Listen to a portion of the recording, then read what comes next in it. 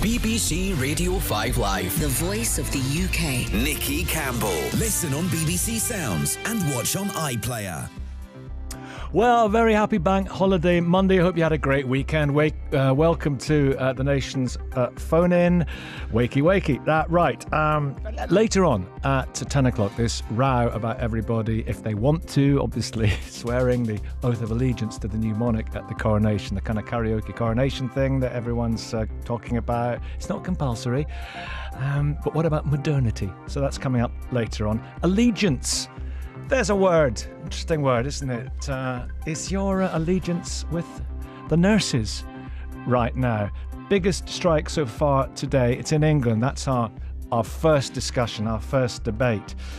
It's the third this year, but the first time that some nurses who work in A&E, intensive care and cancer services have joined the picket line on this, although the union has agreed that staff can be called in for some critical areas when it comes to life and limb. Big conflab tomorrow between various health unions, NHS bosses and the government to discuss this 5% pay offer. The Royal College of Nursing, however, have already said no. It says they need to retain and recruit staff as well. The government say they've come an awful long way in their pay offer. And the latest strike will put more pressure on the NHS and also be incredibly disruptive for patients. Are you a patient? Are you a nurse? Are you a partner of a nurse? Somebody who uses the NHS? It's very important that we hear from you this morning, so get in touch. Half of trusts will be affected. Are you with the nurses? 08085 909 693 and text us on 85058. This is BBC Radio 5 Live. Call free 08085 909 693. Text 85058. Text will be charged at your standard message rate. Visit bbc.co.uk/5live terms for our terms of use. And here is the news from Matthew Bone. Thanks, Nikki. NHS England is warning that staffing levels in some areas of the country will be exceptionally low today because of a strike by nurses. It's the first time that a walkout by members of the RCN union will affect critical services like intensive care, but some staff will be allowed to come off the picket line to help in emergencies. A final rescue flight for British nationals is due to leave Sudan later today. It'll fly from Port Sudan, which is hundreds of miles away from the capital Khartoum, where more fighting has been reported as rival military leaders attempt to take control of the country. US regulators are trying to find a buyer for the troubled First Republic Bank in California. They're concerned it could become the third American lender to fail this year after Silicon Valley and Signature Banks. And primary schools across the UK will receive packets of wildflower seeds to mark the King's coronation. It's hoped they'll be used to create new areas for bees and butterflies. BBC Radio 5 Live. The voice of the UK. Listen on BBC Sounds and watch on iPlayer.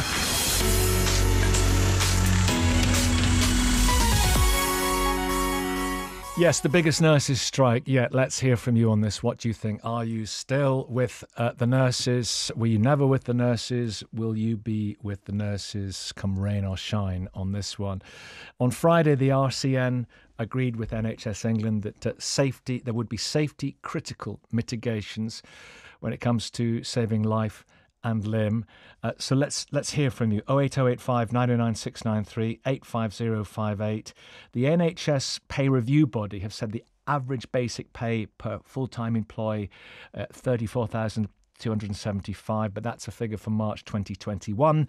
The government say the figure was increased to 35,600 by March 2022, and that nurses were given a £1,400 increase, which should take the average up to £37,000.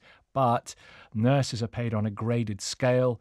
The most common grade is Band 5, which accounts for 42% of nurses. Their salaries range between £27,000 and nearly £33,000. They can earn more pay, of course, by working overtime. But this is overriding backdrop, isn't it, of recruitment and retention as well. Laura in Cornwall. Good morning, Laura. Good morning.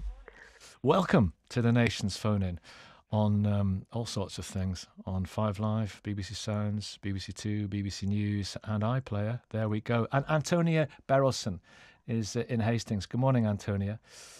Good morning to you, Nikki. Joining you from a picket line. Are you? What's it like there? We're starting to get the beat, but also because it's May Day, we're hearing lots of motorcycles. So hopefully they won't choose that moment when I'm talking to drive past.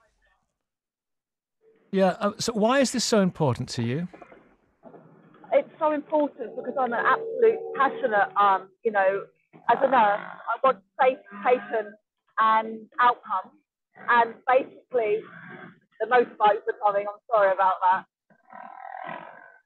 That's all right. Don't worry. Yeah. So tell me about the whole issue of recruitment and retainment as well. How much is that playing with you at the moment? Yeah, so basically, the RCN as a body has been lobbying for years for safe staffing outcomes. And basically, it's proven that in order for, as Pat Cullen has said, patients aren't dying because nurses are striking because patients are dying.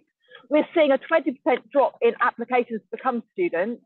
And we're seeing over the next 10 years, we're going to lose 50% of our staff. So we're having a real nursing crisis.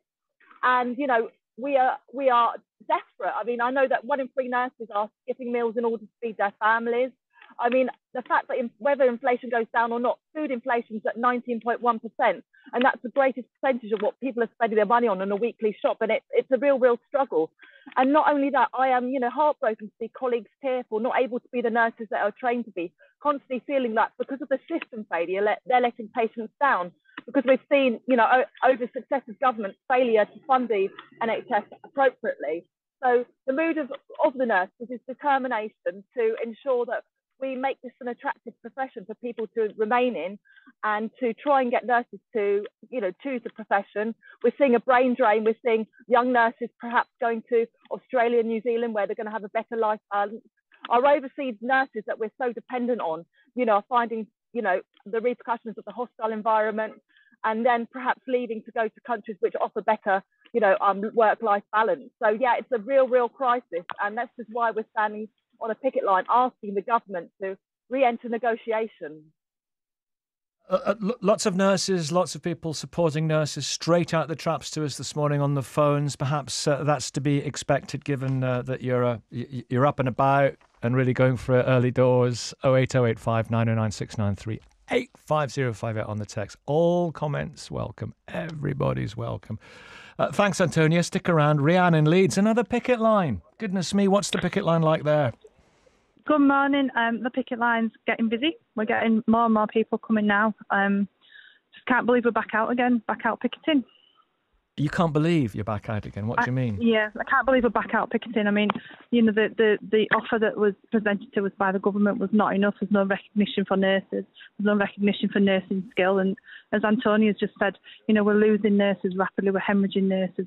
We can't attract nurses because of the way we're paid. And ultimately that means that patients are at risk. We can't provide safe staffing on the wards.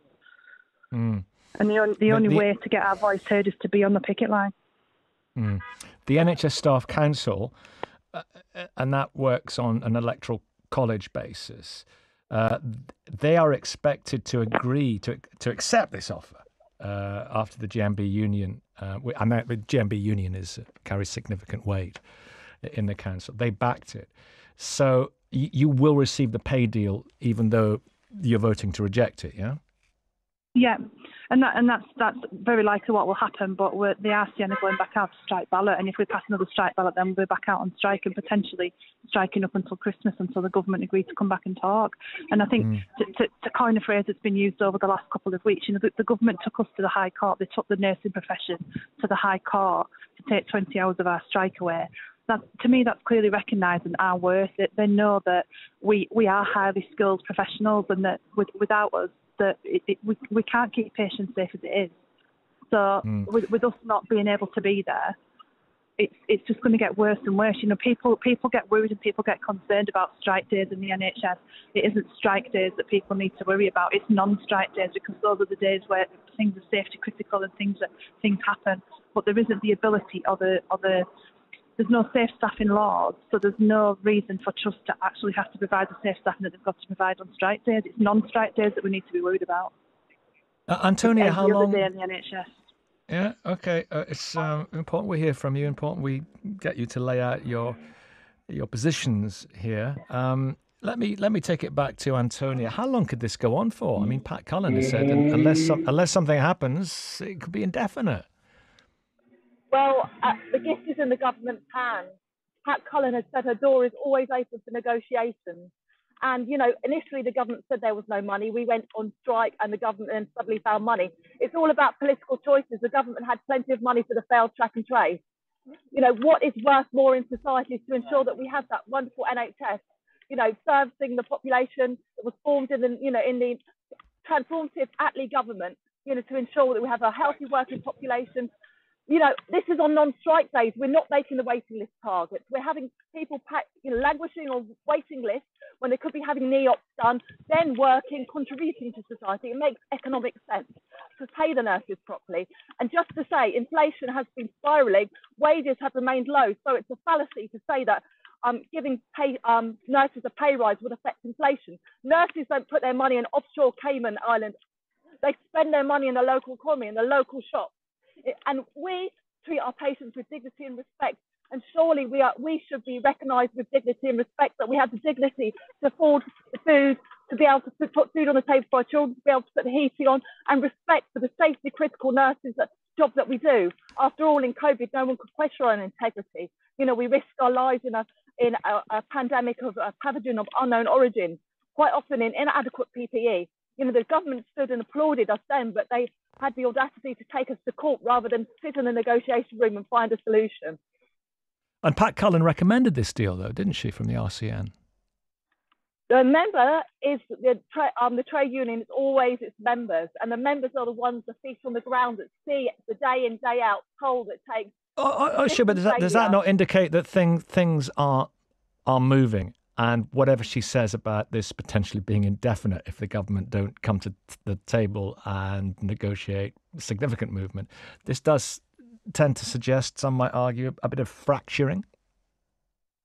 I would say that the mood on the picket line is determined. The union is the sum of its members. The members together are the ones that experience the toll of the collective trauma of COVID, the toll of letting our patients down. I understand that, but the picket lines, obviously, attendance at picket lines is self-selecting. So let's speak to actually. You've got. It's great you're there, Antonia. Great you're there, Laura. Coming up with Rianne in Leeds is Caroline in Derby. Hello, Caroline. Hello.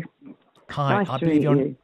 And nice to talk to you as well. And if people do get in touch with us, please, by text, please put your county or your town of origin, where you're calling from, where you are, and also your name. It's really good that you've got in touch with us as well. You're a nurse. What do you think about this strike? And what would you say to what you've heard already so passionately expressed by Antonia and Rianne? And Jess, you made some good points, but I'm absolutely anti-strike. Why? Because if we sign up to nursing, it's a vocation. Nursing in the old days was always a vocation. It was never a choice. It was never something that you decided to go into because it was a degree. It was something you chose because you love people. You love caring for people. Now, whilst all the other callers have said nurses don't get paid enough, I'm not necessarily arguing that point with them.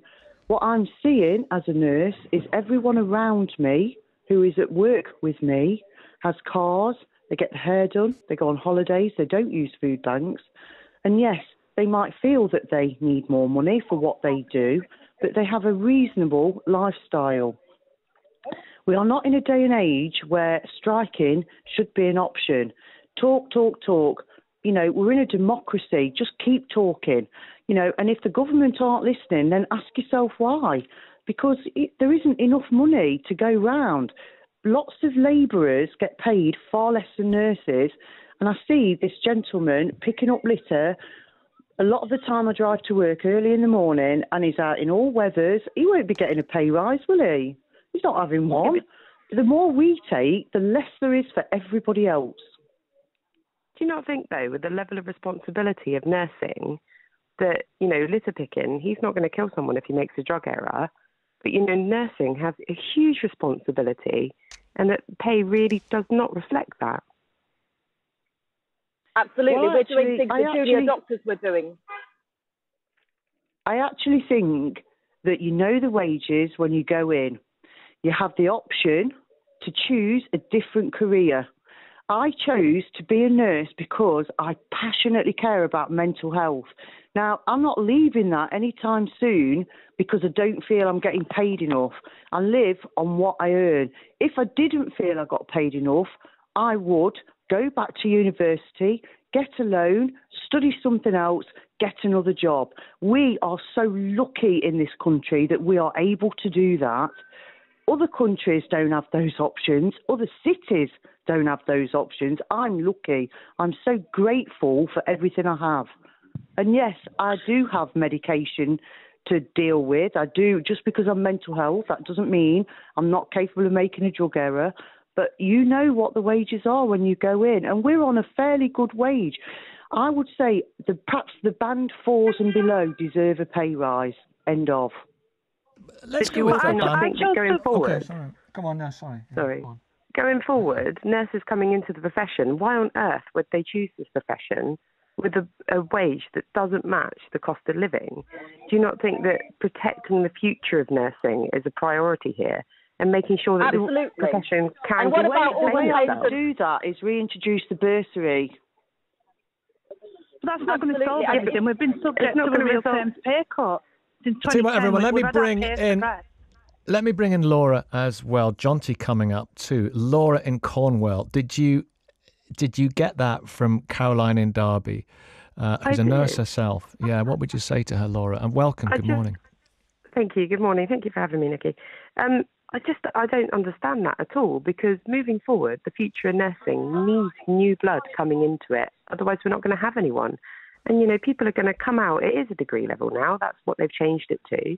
People are going to come out degree trained into a job that just doesn't match the wages. Why would they choose that when they can go and get a job with better benefits, less stress elsewhere? Why come into the future of nursing? And, you know, bringing back the bursary, yes, that will get them through university, but that doesn't match the cost of living when they're receiving that monthly wage. You know, depending on location. It does match if they have free university when everybody else is paying for it, doesn't it? It actually does. And I don't know any poor nurses.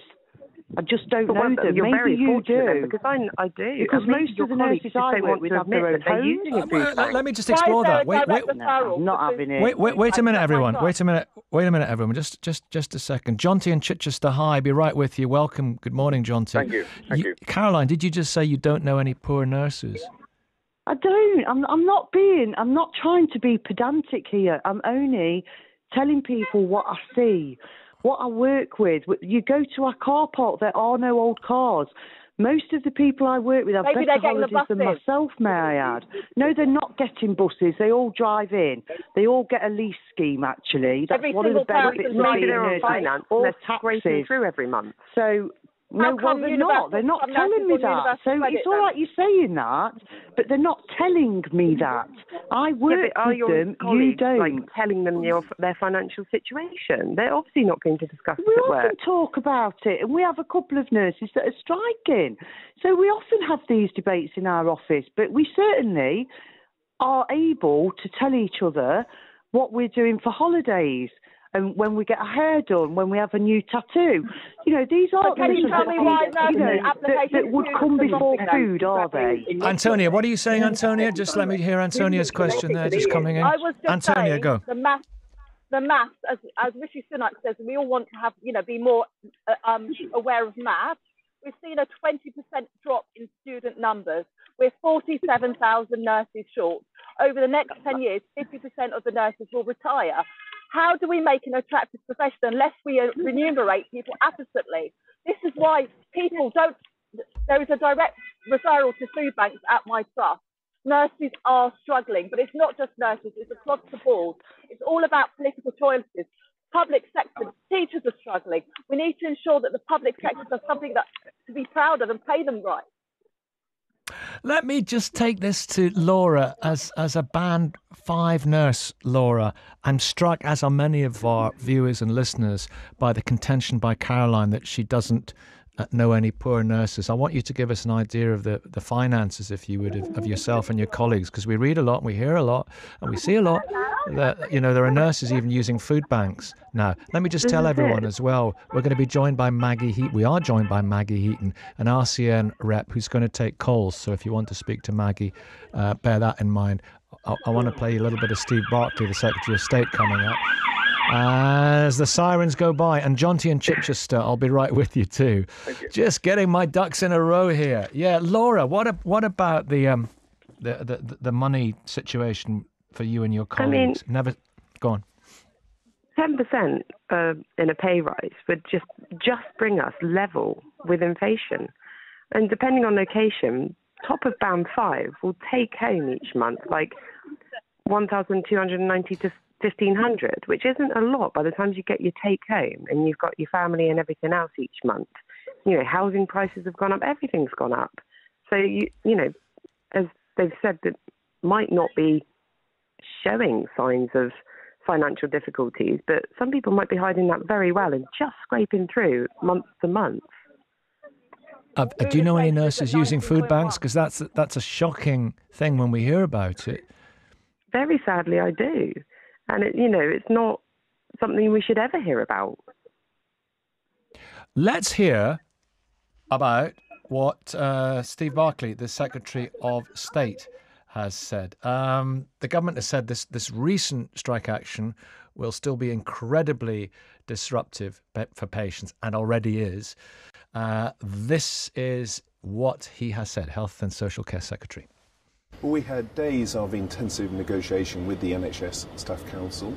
We reached a compromise, a fair and reasonable settlement that the NHS Staff Council itself recommended to its members. Indeed, the RCN and Pat Cullen herself recommended this deal to her own members. Now, the Staff Council is due to meet on Tuesday. I'm cautiously optimistic that the Staff Council will agree to then vote in favour of the deal. But I think it's right to wait until Tuesday for the Staff Council to meet. And this strike is premature. I think it's disrespectful to the other trade unions. I think the RCN should have waited. They're a member of the Staff Council. They were part of the negotiations. And as I say, Pat Cullen herself recommended this deal to her members. Welcome, Maggie. How are you doing? Maggie Heaton, RCN rep. Thanks for coming on. Hi. Thank you. What's your reaction to what Steve Barclay said? Pat Cullen recommended this, and indeed the RCN announced just the other day, when it was all counted up, that its members rejected the offer by 54% to 46%. I think the turnout was in the 60s, wasn't it? It wasn't resounding. No, it wasn't resounding. Why was it recommended? Well, it was recommended because Steve Barclay wouldn't budge. And it was felt at the time, I sit on RCN Council, we felt at the time, after long deliberations on this, that it was better to put a recommendation out, fearing that they may lose that unconsolidated cash bonus and the 22-23 additional 2%, which would have given them some money in their pockets at this time. We also knew it wasn't a fair offer, and we also told our members they ultimately decide, and they rejected. By 54% to 46%. Good morning, Yes. Jonty. Good morning. Yeah, fire away. It's great. We've got Maggie to respond to you as well, Maggie Heaton, who's on the RCN Council. So fire away, Jonty. Yeah, no, I'm just absolutely vehemently opposed to any form of strike action by anybody. I work in the private sector. I don't work in the By NHS. anybody? Yeah, I just do not think educated people shouldn't have to go on strike. It's just completely in my DNA that you shouldn't strike. To me, it's like a toddler stamping their foot or lying on the floor, kicking their feet in the supermarket. It's just not what adults should be doing. It's just wrong. They have their unions, the nurses and doctors, and they should get that negotiation. The government will come to the table, and it has come to the table, but striking is just totally immoral. It's like kicking a puppy. It just shouldn't happen anywhere in a civilized society. My goodness. My goodness me, Jonty. Woof. Would you like me to respond to that? Would you like to respond to that? Well, I know everyone wants to respond. Okay, let's go with Maggie first off. Good Maggie. morning, John T. Morning. Right, you may well work in the private sector. I work in the public sector. You're paid better than we are. No, not. No, How do you know that? You don't know that. NHS England advocate that we put food banks in the trust for our staff. Yeah. How is that proper? Forgive me interrupting. You have no idea what level of pay I'm on and my colleagues are. I'm not here to discuss that. That's not what my call was about. Well, I think Maggie's to talk about an overall. Yeah, don't tell me. No, that's not true. We have had 10 years of pay cuts, which is equated to a 20% pay cut over the last 10 years. And also on top of that, NHS trusts have had billions of pounds of austerity cuts. This is why the NHS is in the state it is currently in. We cannot go on anymore. Our fight is not just for pay, it's for safe staffing levels. Why did we have austerity cuts? Why did we had austerity cuts? Because, with all due respect, probably a lot of NHS staff voted for Labour who spent all the money. Oh, well, you don't know that. The Liam Byrne assertion when he left a note for the Chancellor. Absolutely. But and he thought it was funny. And then they thought that was funny. It's not funny, is it? You've bankrupted the country, it was a bit of an own goal by Liam Byrne, but I think as well there are others who argue that austerity was a political decision, and I think that some well, you say it was, there are clearly others to be fair, I think some of this strike action is politically led. It's nothing to do with, it is of course to do with money. Everybody I want to earn more money, everybody wants to earn more money, everybody thinks they deserve more money. But my point is, this is a political thing. I'm not a Tory, but it's an anti-Tory thing. And if Labour were in power, nurses would not be earning any more money. They didn't earn any more money when Blair was in power. Did you bang your dustbin lid? Did you cheer? Did you applaud the nurses? Right. To be honest, I think it was for about 5 or 6 weeks. I did it for 2. And to be honest, after that, I felt distinctly uncomfortable and I stopped doing it. Why? Because I just didn't feel comfortable that people were being, in very, very difficult circumstances, being paid to do their job. Why do I need to bang a saucepan? Who wanted to come back? Was it you, Antonia? Was it you, Rian? I can't remember. Somebody was very... Antonia, on you go from the picket line. Address what you're hearing here. Go on. So firstly, striking is always the last resort. The RCN have been campaigning for over 10 years for safe staffing levels, lobbying MPs. We've been trying it all other ways. So industrial action is always the last resort. It's May Day today. We're celebrating International Workers' Day, trade unions. If it wasn't for the trade unions, we wouldn't have a 2-day weekend. If it wasn't for the trade unions, we wouldn't be having 8-hour working days. If it wasn't for the trade unions, we wouldn't have health and safety legislation.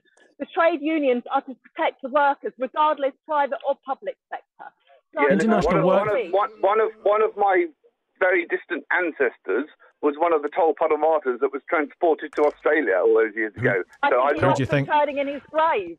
Who do you think you are? Listen, that's interesting phrases. International workers, Antonia. Some people listening of a moderate hue might say that's quite revealing. That's quite a red position. Are we not all workers? Are we not essentially working each day to make our ends meet? You're not on strike. Wait a minute. Oh, for goodness sake. Let Antonia answer. She is a worker. Not a shirker. The thing is, it's quite revealing that this gentleman didn't want to bang the pans and he felt uncomfortable. I wonder if he would have felt uncomfortable in ill-fitting PPE for hours at a time, holding the hands of the dying that weren't able to have their relatives there. Seeing nurses break down in tears because they couldn't be the nurses they all want to be. And I personally think it's insulting because each of us, as well as nurses, we're all patients. And I'm sure he's had his loved ones looked after by nurses and doctors.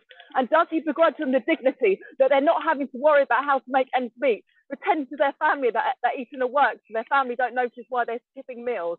Everyone, regardless of where you're from, deserves a right to live in dignity and have the respect for the profession that we deal with, a safety critical profession. It is an intrinsic job. During COVID, the key workers were applauded because we were the ones that were making society tick. And I frankly find it's very sad.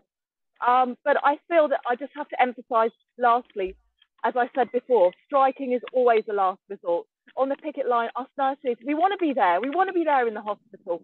But unless we get the staffing coming in, we're going to have the backed up ambulance. We're going to have corridor nursing. We're the 6th largest economy in the world. Since when is corridor nursing a thing? Since when it is that patients are languishing in the hospitals, unable to be discharged because we haven't got a proper care system? You know, things have to change. The NHS was created in the Attlee government. Before the NHS was created, patients were dying. Suicide rates went down as soon as the NHS was formed. It is our greatest institution. It makes economic sense to fund it properly, Antonia. to staff it properly. Antonia, understandably impassioned after what you've been hearing. You're getting support there from people driving by. Lindsay in Stoke-on-Trent. While we've got Maggie Heaton, our RCN rep, Lindsay in Stoke-on-Trent. Terry, bear with me. Susan, bear with me. Lindsay, what would you like to say? Yeah, I've been a nurse for 12 years now. When I first started, I worked in the NHS because that's where you went. I worked my way up to deputy ward manager because I wanted to make changes because of staff shortages and things like that. The reason why I left the NHS 6 years ago wasn't because of the pay. You can earn the pay by doing the overtime or doing the shifts. The reason why I left was because of staff shortages. And the reason why people weren't coming into nursing is because they stopped the bursary and people couldn't afford to do the training. I'm a private nurse now. I work out in the private sector. And one thing that upset me during the COVID times, I worked as a deputy nursing home manager at the very beginning of the COVID. And what upset me is my NHS nurse friends who were getting COVID, they were getting 8 weeks off pay, 8 weeks off with COVID whenever they became ill, getting full pay from the NHS for being on sick. If I got COVID, I got statutory sick pay, which was, £90 a week to live on with my family. If my husband got COVID, we both got statutory sick pay. That's an income that's completely gone for our property. So how do you pay your bills then? But all of my NHS friends got paid full pay for being off sick. And let me just put that, Maggie Heaton. Sorry, just one last thing. I just think if they stopped paying the NHS nurses full pay while they were off sick, they would have enough wages spare to pay nurses a pay rise. Simple as that. Maggie Heaton. Right. Let me hear from Maggie because she's got to go in a couple of minutes. That is got to go to the news. That is part of the NHS COVID terms and conditions. It was to keep. It was. Well, let Maggie answer. Please let me finish. Let Maggie answer. NHS Staff Council agreed this because we were right on the front line. We were so susceptible of getting COVID, taking it back to our families, and we had to try and keep the NHS ticking. Now, they didn't get 8 weeks. They got 6 weeks 2 weeks until they were clear. But that was negotiated through Staff Council, which is NHS employers and the NHS unions working together. Now, those COVID terms and conditions went. They've gone now. We don't get that now. But what we do have, and you know, if you used to work in the NHS, is our NHS terms and conditions. And we will fight vehemently to keep those terms and conditions because they are part of our pay. So yes, we do get full pay. We don't get full pay. We don't get our enhancements that we lose. We don't get paid for bank holidays. But we get better terms and conditions than a lot of private companies. But that's up to your private company and yourselves to negotiate. Yeah, I mean, if you work for a private company, you take those pay and conditions. That's I guess, your considered choice. Thank you all so much so far. 08085 909 693 and text us on 85058. Are you with the nurses? Get in touch. BBC Radio 5 Live. The voice of the UK. Listen on BBC Sounds and watch on iPlayer.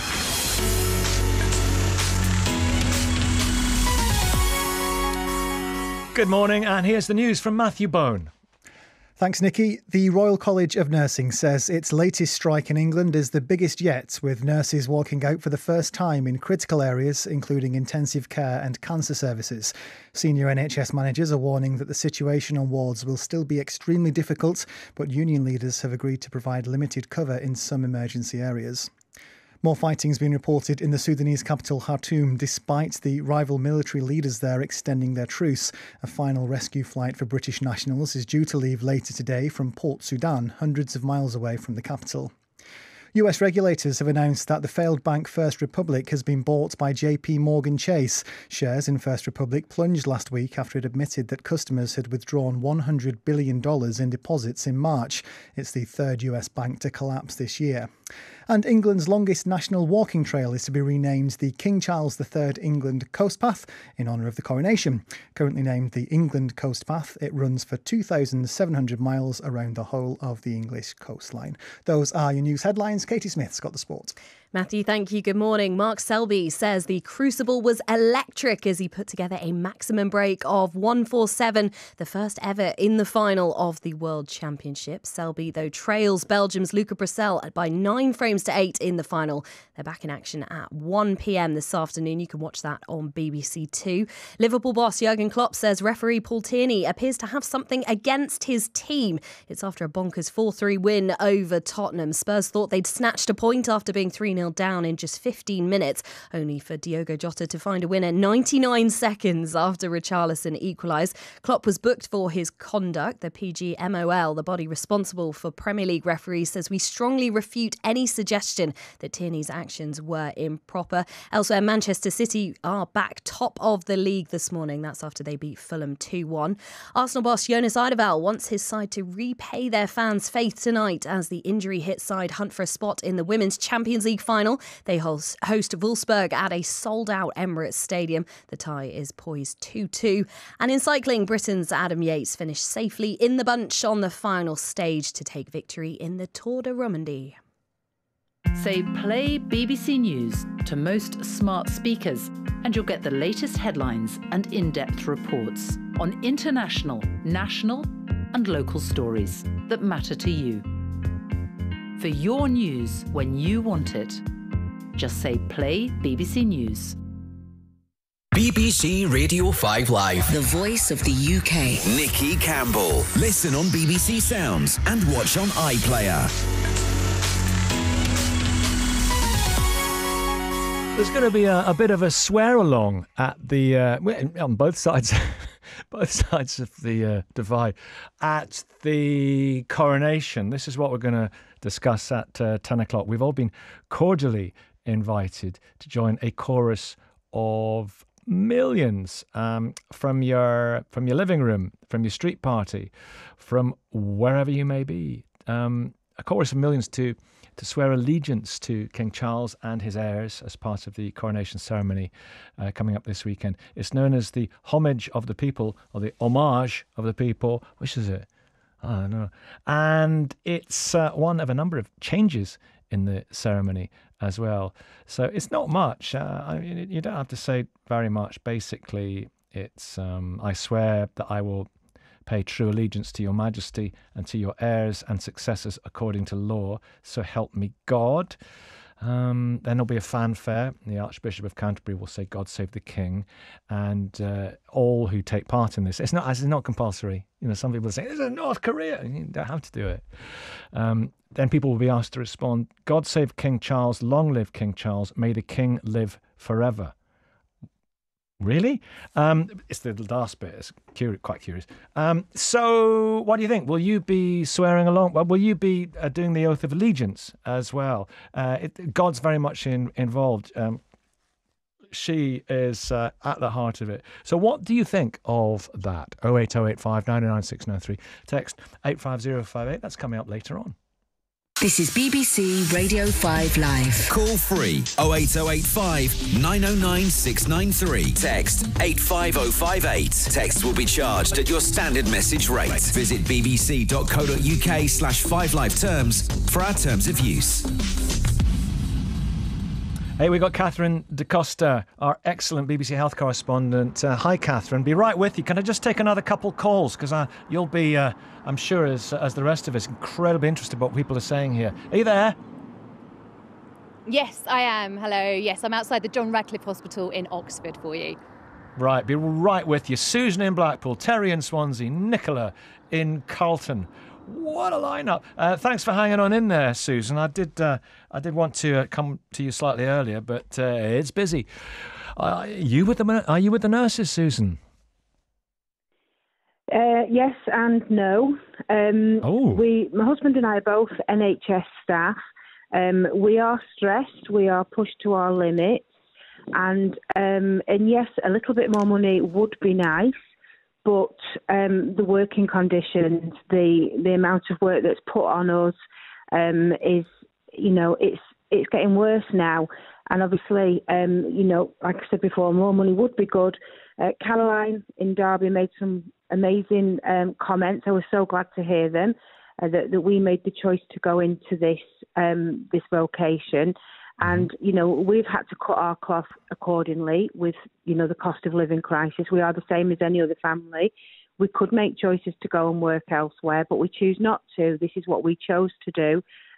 So probably a little bit more understanding and support from our employees with regards to stress levels and things would be beneficial to us, definitely.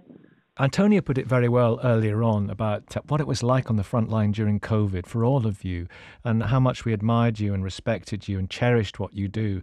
Do you think there's a discordance between that level of support and affection towards nursing staff and all NHS staff with what some people are seeing as an intransigent attitude now by the government? Do you see that contrast or not? Yeah, you do see the contrast, but yes, we worked through COVID. We came home, just the two of us together into our home, and but as I say, this is what we set out to do. We made these choices. The government, if the money isn't there, then the money isn't there to give the nurses more pay. And we're all struggling. The whole country is struggling. Our patients are struggling too. So yeah, it's a difficult vocation to be in, working in the NHS. Wherever you are, whether you're clerical, whether you're nursing, whatever, then it's very difficult. And obviously with the COVID as well, we're all struggling from that because it was a difficult time for all of us, that carried on working. It was a difficult time for the whole country, and a lot of people did stay at home and we carried on working, but that's what we chose to do. Well, thank you for getting in touch with us this morning, Susan. Your phrase there, Terry in Swansea, Bernie coming up as well, and we'll get the considered remarks of Nicola and Catherine's with us, as I say. Terry, if the money's not there, the money's not there. Good morning, Terry. You heard it from Susan. Nicky. Is she right or not? Well, simple method for me, and I had a daughter who worked in the NHS until she retired, is sack most of the management. We've got far too much management in hospitals. You have a management for every department, then you have a management for the management, and then you have an area management for the 3 or 4 hospitals. Why do we need all these people? How much money are they taking away from nursing? Is that not necessary for the operation of this extraordinary and gargantuan... No? No. When I was a kid, and I lived in England when I was a kid, I was born in England, the local hospital to me had 1,000 beds. It was run by 1 accountant and 3 matrons. No management team, just the 3 matrons and a guy who did the books, basically. I don't see the NHS as any different today. Yes, we have more diseases. Yes, we have more beds. But do we need... I know my local hospital has over 500 management team. And it's not much bigger than the hospital that I grew up with. As you say, we have more treatments, we have more patients now as well. Yeah, but we need more nurses. We don't need management. We need a few managers. Ward sisters, senior ward sisters in particular, are doing the job that matrons used to do, but they're getting paid less. Bernie, you're a nurse. What do you say? Fact. I know. Well, I absolutely. Bernie, hi. Hello. Is that a point? Hi. by Terry. You need to Absolutely. look again at the structure. Absolutely, yeah, go on. Yeah, well, absolutely. It's far too much management and not enough nurses. And the nurses that we have got, the morale is really poor and they're not actually valued enough. You know, we need to have a look at the whole structure, and it isn't just about the finances. It isn't just about the money, which obviously we all need to live on. But, you know, the whole structure of nursing, how we look after our nursing staff and the conditions that we work in, all of these things really need to be reviewed.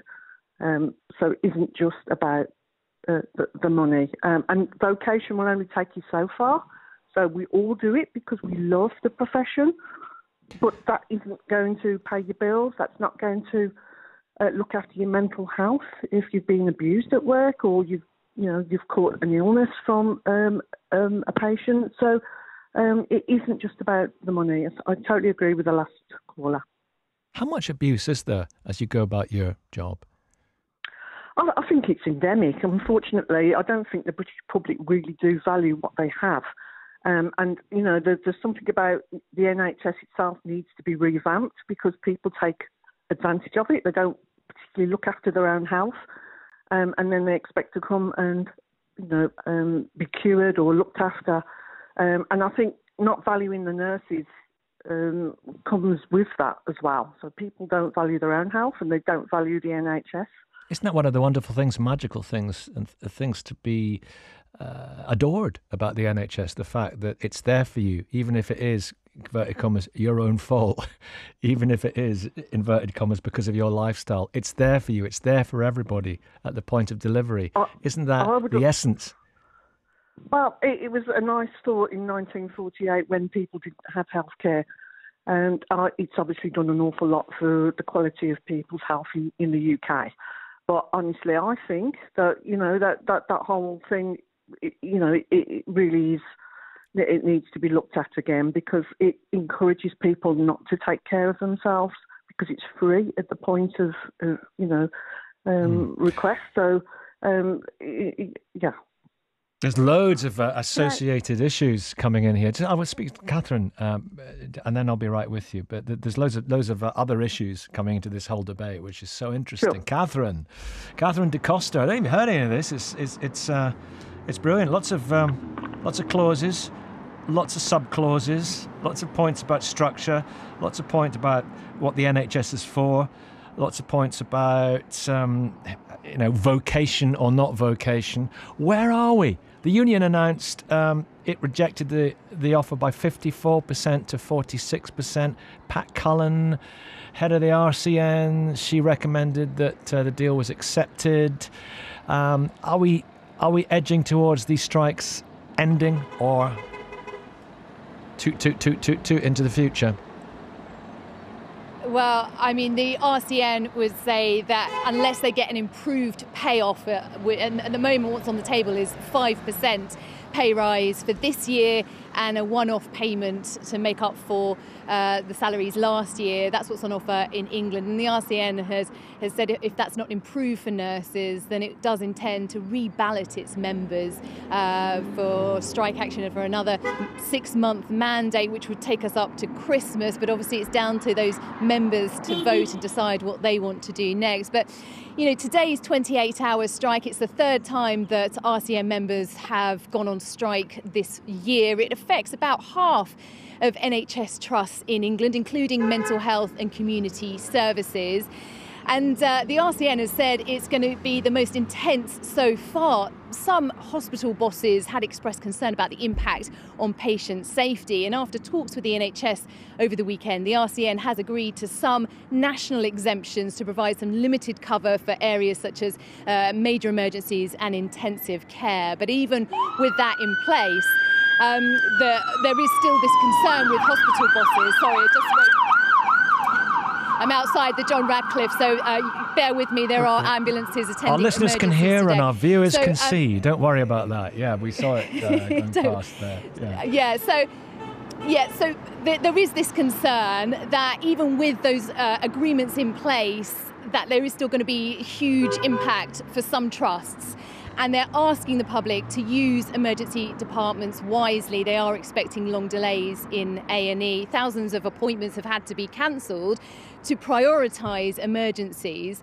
And even when the strike ends at midnight tonight, there is expected to be some sort of knock-on effect going into tomorrow and later in the week as things start to get back to normal. And we know over the course of the 6 months of industrial action by various different health unions, about 500,000 appointments and procedures have had to be cancelled and rebooked in. And that adds to the pressure to try and tackle long NHS waiting lists. But the nurses say they didn't cause those backlogs, and that actually what's at the heart of the problem is a shortage of staffing. 1 in 9 nursing posts in England is vacant, and that's why the RCN says they're going for this strike action to ask for a higher pay rise to boost recruitment and retention in the profession.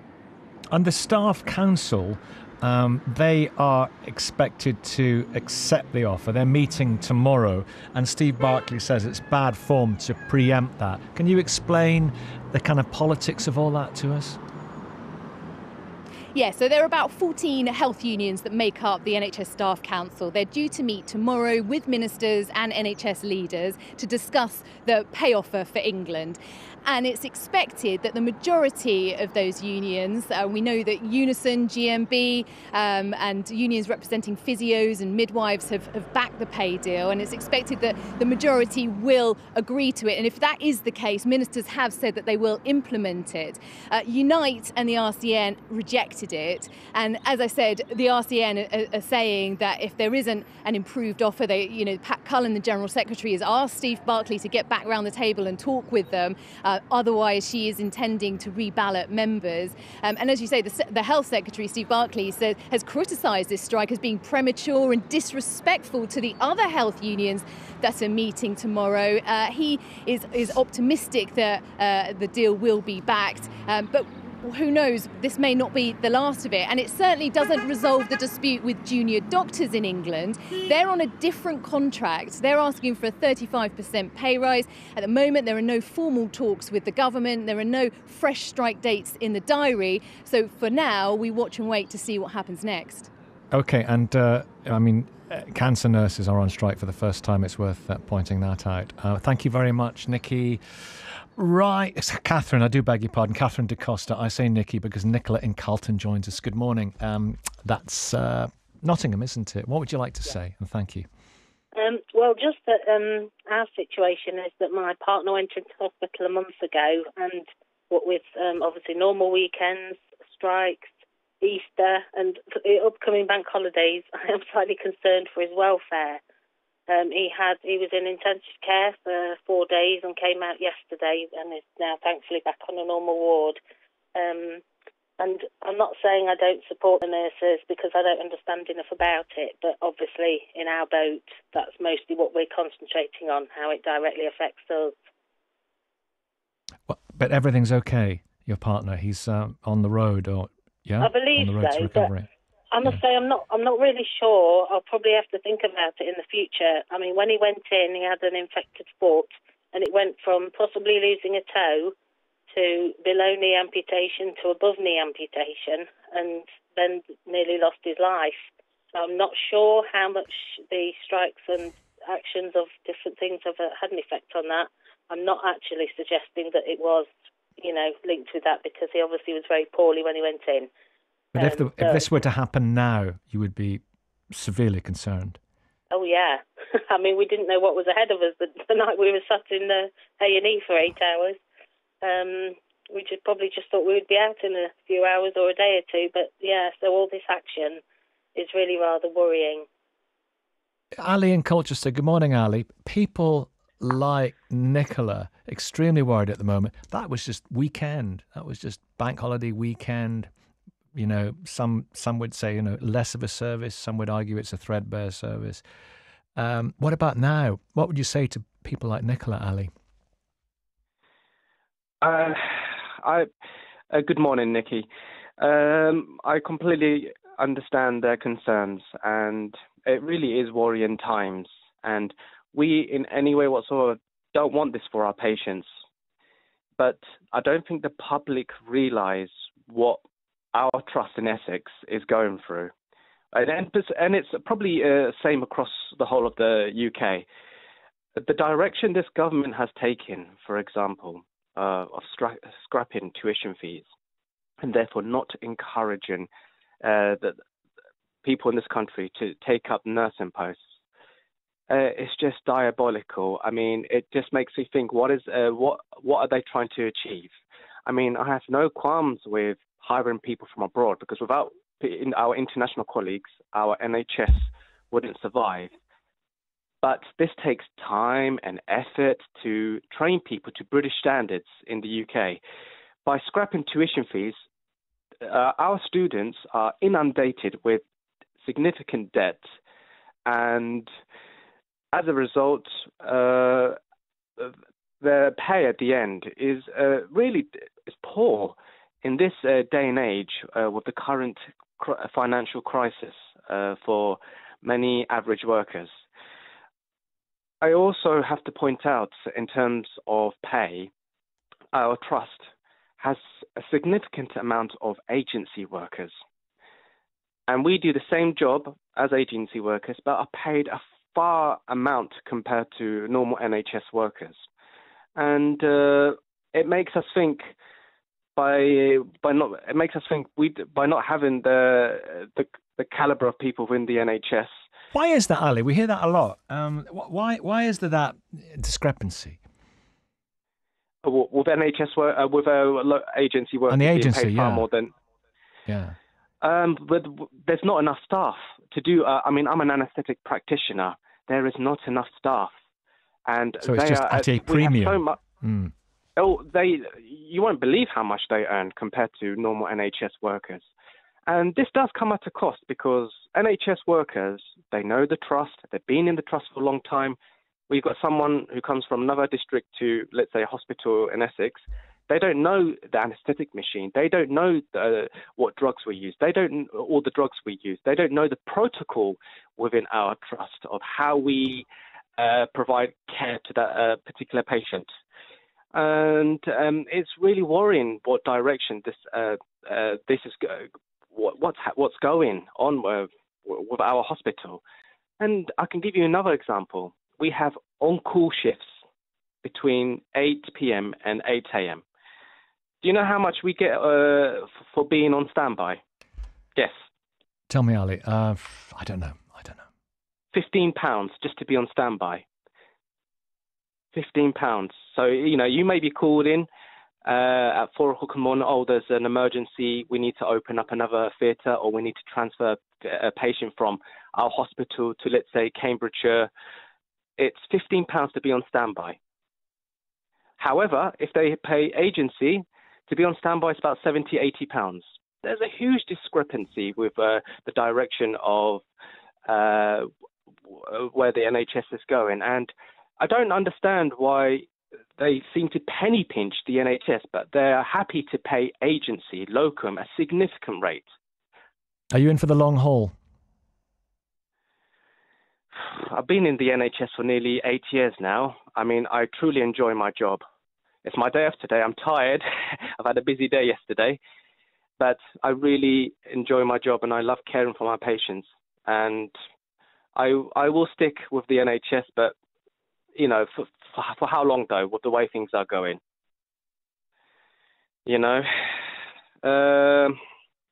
But I really hope the government do take on board the viewpoints of people in this country with pay, with conditions, and we need to get back the NHS bursary for student nurses, and because hiring people from abroad, it can take time to train people up to the standards within the UK. It's not a quick fix, getting people from abroad and, yep, we've got enough staff. It doesn't work like that. We shouldn't look at quantity. We should be looking at quality. Ali, I'm so pleased you got in touch. Likewise, everybody. There's some great contributions this morning. 85058 on the text, 08085 909 693 on the phones. And you raised some really important issues there, Ali. Thank you so much. Texts. My father has yesterday been put on end of life. It's been a complete nightmare. One nurse to cover 20 beds. The nurses knew what the pay was like when they went into the profession. All care and compassion has gone out of the system. I'm an engineer and haven't had a pay rise for over 8 years, but I'm grateful to have a job. Stop this nonsense now. People are suffering. That's from Melinda. And this, I'm a trained nurse in Cornwall, and in answer to the nurse who says there are no poor nurses, I struggled last winter with no heating in my house as I could not afford the electric. My car is 20 years old. It's a banger falling apart. And for the last week in April, before payday, I didn't have any food in the house and relied on donuts being bought in by reps as my only food. Thank you. 08085 909 693. The number's again 85058 on BBC, on BBC Sounds, on 5 Live, BBC Two, BBC News, iPlayer.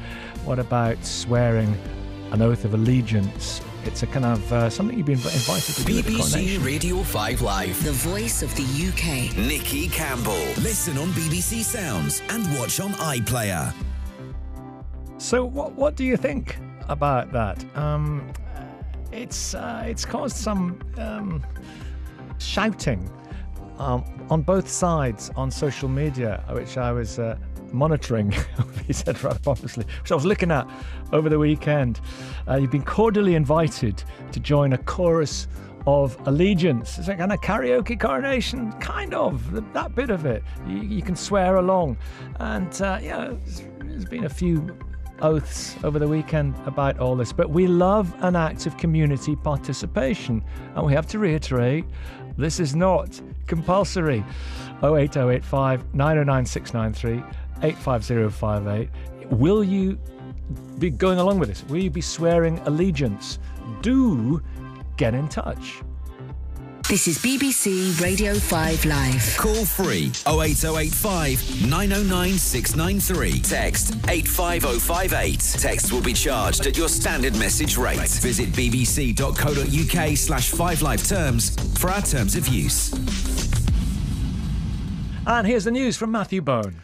Thanks very much, Nikki. The Health Secretary, Steve Barclay, has called a nursing strike in England premature, saying it taking place a day before a meeting to discuss a new pay deal. The Royal College of Nursing says today's walkout is its biggest ever and is likely to affect some critical services like intensive care for the first time, but some staff will be allowed off the picket line to help in emergencies.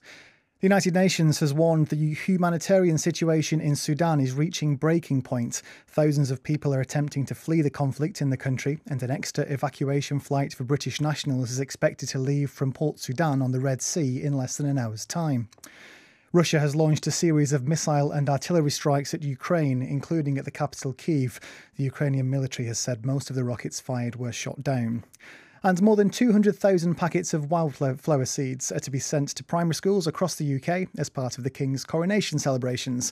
It's to encourage children to share the King's love of nature and create new areas for bees and butterflies. BBC Radio 5 Live. The voice of the UK. Nikki Campbell. Listen on BBC Sounds and watch on iPlayer.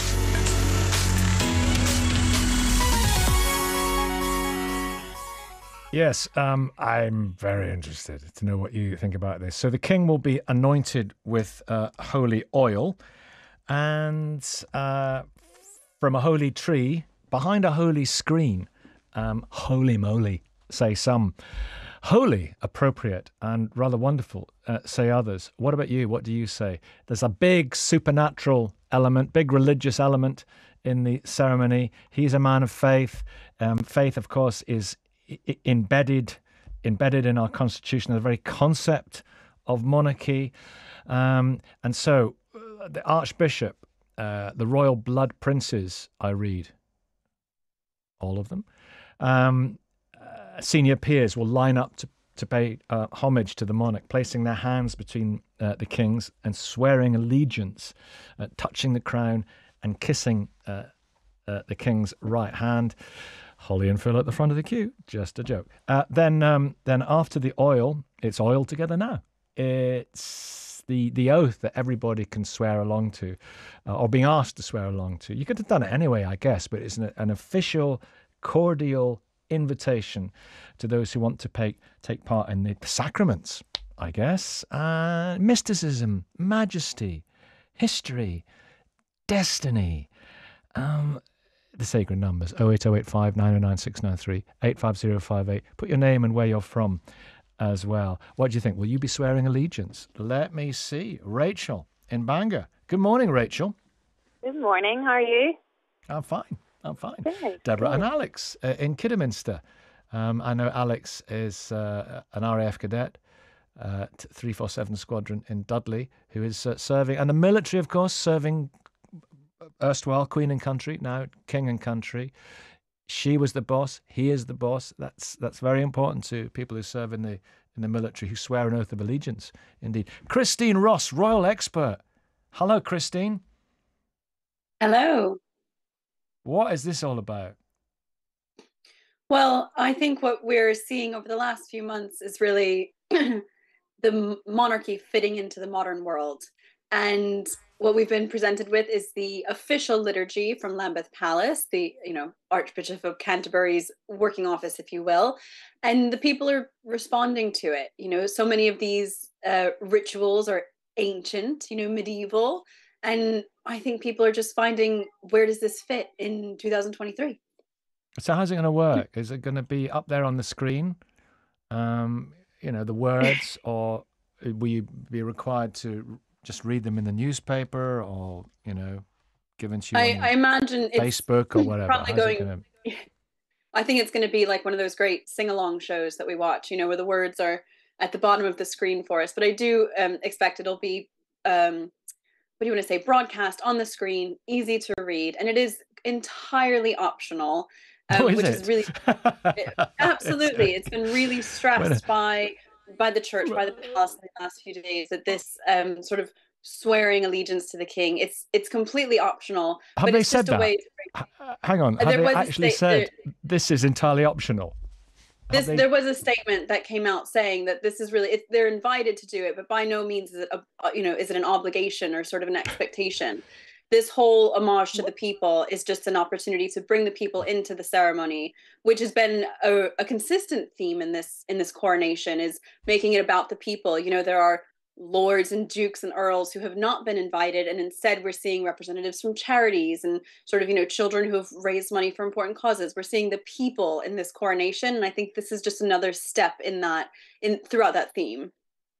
So when he's anointed with the holy oil from the holy tree, he'll be shielded by this partition, which has all sorts of symbolic illustrations on it, an embroidered design celebrating the Commonwealth, and there are other screens as well. He's going to be enclosed on three sides.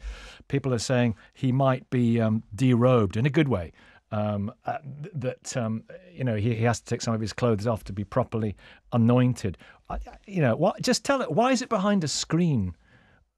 For example, is really the purpose of the screen is to sort of make it easier for broadcasting, because in the 1953 coronation, Queen Elizabeth felt that the anointing was such a holy experience that she did not want it to be broadcast. She wanted to be shielded from the people, even in the church. The anointing is really the holiest, most religious part of this service.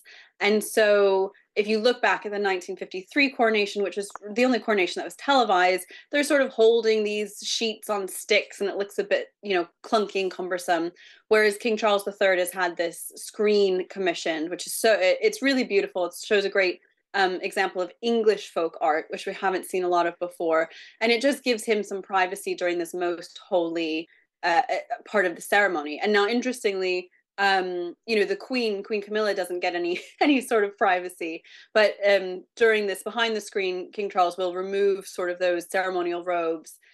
Based on what we know about Queen Elizabeth II's dress, she wore very, very simple, I think it was white muslin cotton dress. So I imagine King Charles will be in something very, very simple, thinking white cotton, which will be a bit different from his usual three-piece suit. He's then anointed, and then later in the ceremony, he's bestowed new robes. New robes. It's quite, redolent of the medieval peasantry. The sacraments were carried out behind a screen, which highlighted in their minds, and was meant to highlight in their minds, the the power and mysticism of the event, that they couldn't see it, but something incredible was going on behind the screen. Just a thought. But listen, so he's going to remove his crimson robe, sit in King Edward's chair, under a canopy of silk or cloth of gold, head by 4 knights of the Garter. Then the Archbishop will use the golden eagle-shaped ampulla, which pours the oil from its beak, and the 12th century silver gilt anointing spoon, which is the most ancient treasure of the crown jewels, it has to be said. And then he will he'll anoint the king in the form of a cross, and then, having been sanctified, he puts on, I think you refer to this, the sleeveless white garment, the Colobium Sindonis, and then a robe of cloth of gold, the super tunica. And then, he's presented with a jeweled sword and a golden... I could go on. I'm going on rather too much. Rachel in Bangor, Sarah in Broughton Astley, Deborah and Alex, as I saw, in Rikesh in Southampton. Welcome to all of you. Rachel, will you be swearing along? More than likely not, no. I can't imagine me sitting in my house, promising my alliance to the king or anything like that, no. I mean, now that we've talked about it this morning, quite possibly I could do it for the crack, but... for the crack? For the crack. It's a Northern Irish term. I know it is. I know well. It transcends the borders of the Emerald Isle. But listen, can you imagine, like, what you're saying, a couple of sherries and you say, oh, why not? I'm going to do this. Yeah, I mean, it could happen. It could very well happen. I could do it for a laugh, but do I have any plans to do it? Or no, probably not. I can't imagine me sitting in my house watching it, There are some people in your neck of the woods who will be doing it with solemnity. Yeah, I mean, I'm sure, there could be. There will be.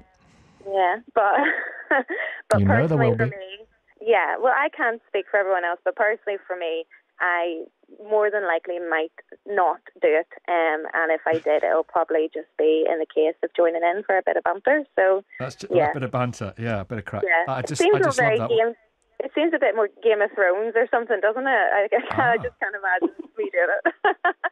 A touch of the Game of Thrones about it. Well, we're talking about the throne and the silver gilt anointing spoon, the Game of Spoons. Let's Sarah, will you be swearing an oath of allegiance? Yes, definitely. I'll be swearing the oath of allegiance, yes. Why so? Why so? Because the king, our royal family, represents hundreds of years of monarchy and history for Great Britain. I seriously believe that they are the backbone of this country, and part of if you live in this country, then supporting the royal family, I think, is one of those things that you must do, because they generate so much money for the country. They do so much for charity. They raise millions and millions for charities. They make you aware of what's going on. Let me wind you back. Yeah. Okay. If you live in this country, I think supporting the monarchy is one of the things you must do. Okay, not must do, because we are a democratic country. Just want to sort that out. Okay, right. It is. Nobody else has a royal family like Great Britain do, and I do think that the royal family bring in a lot of revenue for the country, and they do an enormous amount of good, and raise so much money for charity as well, and. Raise awareness of different people, different things that are going on across the country. Look at the Prince's Trust. It's helped a million young people set up their own businesses. How many other people can say that, I've set up a million young businesses in the country? Like King Charles done. Rikesh, what do you say to that? I'm bringing Rikesh in to speak to you. Yes, don't go in it. Rikesh, do you want to come in here? Yeah. Yeah, I've been supported by the Prince's Trust myself, and it took me from a point of destitution at one point to securing a degree at Cambridge University, so I can absolutely see the benefit. However, I don't think the symbolism behind the pageantry is something that we're aware of as humans. It doesn't mean it's being discussed. And the work that the Crown have done, I agree with the last caller, that there's a lot, but it's not being communicated into a way that resonates with today's youth. I mean, the only commitments we really see back from the Crown is maybe in the front page of the passport, which is that promise or that expectation that us as a bearer of a British passport should be afforded security wherever we travel. But beyond this, we're expected to sign over security or allegiance. What is being sworn back to us, and how is that being communicated? Deborah and Alex, you might wish to explain to Rikesh why allegiance is very important to you. Deborah, Alex, on you go. Good morning. Morning. I don't know which one of us you want to speak first. We're on separate phones, so I don't know which one of you wants to speak. I don't know which one of you wants to speak first. Alex, you go first. Oh, yes, go on then, Alex. Yeah, go on then, Alex. Yeah, RAF cadet. Serving king and country, that's your thing, right? It is, definitely, yeah. So I'm a cadet with 347, Dudley Squadron. So, I mean, even in the cadet forces, it's still part of our military ethos. The King is our Commander-in-Chief. And so it's an absolute honour and privilege to serve as part of his military, even in the cadet forces. That whole kind of ethos and spirit of being proud of who you are still is there. And it's a really big part of who you are. And it goes for everyone in all of the branches of military. With our Commander-in-Chief, and I think that's definitely a really important part of who we are. And Scouts and Guides do it as well, don't they? They swear an oath of allegiance. Have you done it? Do you actually have to go through a formal process, or is it just a given that the Queen was the boss, the King is the boss? Because I've spoken to lots of people in the military for whom that's very important. I don't think it's necessarily a formal process as such, but I think definitely everybody will be doing it, yeah.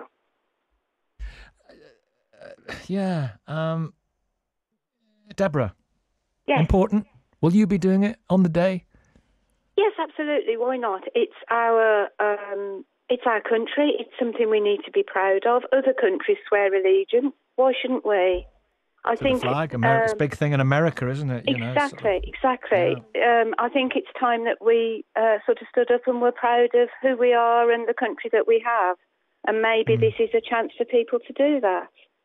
Rikesh, do you see that it's continuity, it's history, it's spirituality, it's destiny? History, you don't want to repeat history, and since the previous coronation, things have changed dramatically. We're a much more multicultural and diverse country, and to expect everyone here to sign or offer a Pledge of Allegiance is quite a high expectation, because the Crown does not relate or symbolise or really speak to everyone within the country. Unfortunately, it seems to be very antiquated as a position that doesn't sort of trickle down to the common man anymore.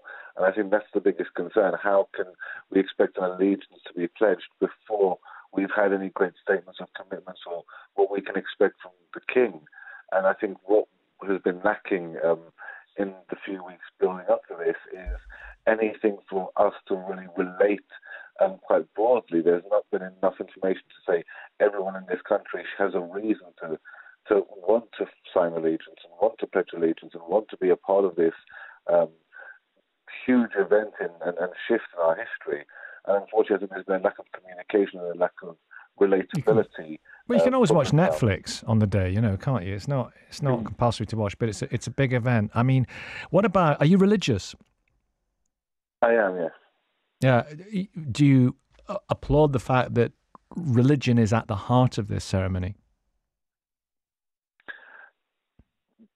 I'm not sure that comes across in a way that's understood by most people. It just seems to be pomp and pageantry. It doesn't seem to be the symbolism and the meaning behind everything that happens isn't understood in the way it was previously. And I think that's the problem with the Crown today. It's just not relatable. It's not understood by people. Well, but there's a massive sacred element to this, isn't there? Sarah, you still with us? Yes, still here. Yeah. Yeah. I mean, do you know it off by heart yet? No, because I've been so busy this weekend, but we are actually leaving. Do you want to have a rehearsal? I can go through. Do you want to have a rehearsal? Go on. Okay, go you on then. say I'll do it bit by bit. So you swear after me. I swear that I will pay true allegiance to Your Majesty. I swear I will pay true allegiance to Your Majesty. And to your heirs and successors according to law. And your heirs and successors according to the law. So help me God. So help me God.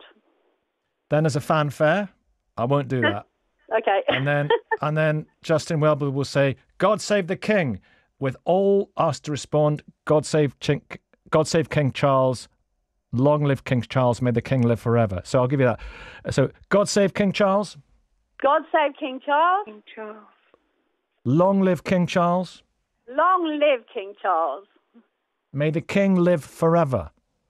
May the King live forever. He probably won't. Well, he definitely won't. But yeah, may the King live forever, obviously. That's a bit of a rubbish bit, really. They shouldn't have done that bit, I think. What? That's a bit of a rubbish bit. That's sacrilegious. Bit of a rubbish bit. Okay, I'm not being sacrilegious, but nobody lives forever, do they? However, we all thought the Queen would live forever, but, nobody lives forever. But anyway, well, the other king lives forever. Elvis, he's he definitely lives forever. Yeah, it does. Maybe maybe it's about, he lives forever in terms of the continuity of the monarchy, passing the chalice, as it were, the sacred chalice. Elizabeth in Hyde Park, Kenneth in Birmingham, Mike in Oldham. Elizabeth, will you be swearing allegiance, an oath? Definitely. Yeah? Definitely. Absolutely, I will, yes. Why? Because, I think it's a very clever move, apart from everything else, and a very generous move on the part of the palace, because it puts the public at the heart of the coronation. There's a line in the national anthem to sing with heart and voice. And I think the opportunity for all of us to join in, as it were, puts us right in the abbey. There's also a line, quell the rebellious Scots, but they never sing that anymore. Yeah, that's right. It's sort of verse 3 or something, isn't it? Yeah. Never get to verse 3, thank goodness. It would be a bit orcs, wouldn't it? So are you religious? Yes, yes, I am. Right. So it will mean something when you say, so help me God. And when you say, God save the King, God save King Charles, that will resonate with you, yeah? Yes, it will. It's not really a sort of a little old man in the sky type God, although that's what I grew up with. But it is a feeling that we're all sort of part of a continuum. And I do want to, take up a point Rikesh said earlier, where he said that he doesn't think that the royal family relate to the people, and he doesn't buy the religion. He think that element works in the coronation. And I do want to slightly disagree with that, because I think the royals love this country. They spend their lives sort of coming out for us and coming out to bat for us. They support in disasters. They applaud achievement. They do charity. Yes, they've got rich and privileged lifestyles, but they're the long line of succession which has devoted their lives as well to serving the country. And I think we can vocally support that back here. Let's hear from Kenneth in Birmingham, ex-military. Kenneth, do you support it? Will you be swearing? No, definitely not. The reason being is that they're both adulterers, and people in this country have got short memories. We was all talking not so long ago about Princess Diana. She was just used as a breeding cow, so we could have a succession going on. And it pains me to think that people at one time were decrying the man and her for the disgrace that they brought upon this country. And, I'm not a religious person at all, but I just could not swear. If he'd had any decency about him, he would have stepped aside and let his son take over. Woof. Yes. He who is without sin, may they cast the first stone? No? Really? Exactly. If you're religious? Yeah. You're casting stones here. It's just a feeling I have. It's, and, I'm not on my own. It was discussed by a group of people several days ago, and I must admit that we asked the View, and 4 or 5 of the 8 people there looked at me and they says, "Yes, we forgot all about that." And I says, "Yeah." I said, "But I mean, it's still, you know, it's still a claw in, you know, in the side of me that, you know, he brought shame on the royal family as a whole, and shame on his mother, and you know, shame on the country." Mike and Oldham, how do you... and who? Yes, still here. Oh, good. Mike and Oldham. Hello, Warmest Mike. greetings. Warmest greetings. Warmest greetings. Kenneth's not into this swearing an oath of allegiance at all, is he? He's a very I won't say judgmental, but spiky comments about Prince Charles and his suitability, given what he perceives as his moral fibre. It's notable for its accuracy, but I think one has to cast this aside and face it with the reality that they transcend. Yes, the king transcends all that. That Charles is going to become king, and the start that he's made strikes me as being impressive. In a retrospective programme about his life, he said, "I promise to serve," and I think that our response to this is giving back, and I would indeed be prepared to respond in the simple way asked of us. I mean, I have a list here of kings and queens of this country and of England and Scotland, and also since the Union of the Crowns in 1603, and it's quite a list of moral turpitude. I have to say, you know, it's I haven't really got a list, but it's a sound effect. It's you know, you can be judgmental about quite a lot of them. You know, that's the point. I just wonder if what do you think, Christine, that the office, is that the right phrase for it? The position, he who or she who sits in the crown transcends personal foibles and fallibility. Christine? Yeah, I think you're completely right that they sort of transcend this from a practical perspective, because I would struggle to believe that any or all of the British monarchs, should say, are you know, completely pure in their thoughts and actions and deeds throughout the course. You strike of their them life. off. You strike them off one by one. I know exactly. You have quite a lengthy list. I think, you know, the further back you go, the more you know, suspicious some of these relationships and meetings become. I think most famously we think about King Henry VIII, who certainly did a lot of things for love, or, you know, love acts, completely shifting the monarchy and the culture of England as we know it, because he really liked Anne Boleyn.